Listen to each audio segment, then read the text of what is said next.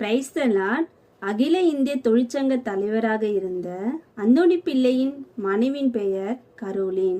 இவர் இலங்கையை சேர்ந்த சிங்கள பெண்ணாக இருந்தாலும் ஈழத் தமிழர்களுக்கு குரல் கொடுத்தவர். இலங்கையின் விடுதலைக்கு முன் வெள்ளைக்காரர்களால் பாதிக்கப்பட்ட தோட்ட தொழிலாளர்களுக்கு போராட பயிற்சி கொடுத்தவர். பின் நாட்களில் அவர்கள் இந்தியா வந்து பல முக்கிய பதவிகளில் அமர்ந்து ஒடுக்கப்படும் தொழிலாளர்களின் முன்னேற்றத்திற்காக பாடுபட்டவர். அவருக்கு கடைசி வரைக்கும் இருந்தது 4 புடவைதானா.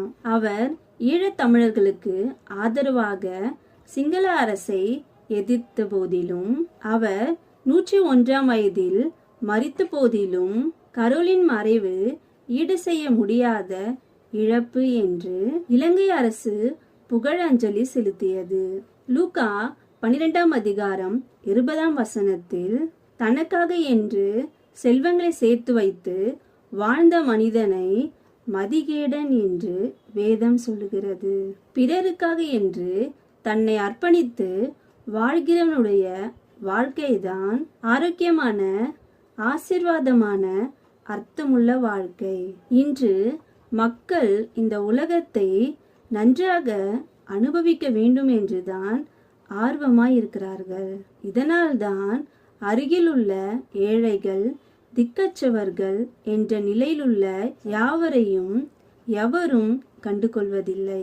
தேவ பிள்ளைகள் அழிந்து போகிற ஆத்துமாக்களை குறித்து கரிசனை உள்ளவர்களாய் இருக்க வேண்டும். தேவையுள்ள ஜனங்களுக்கு ஜெபிக்கவும் சுவிசேஷம் சொல்லவும் தாமதிக்க கூடாது.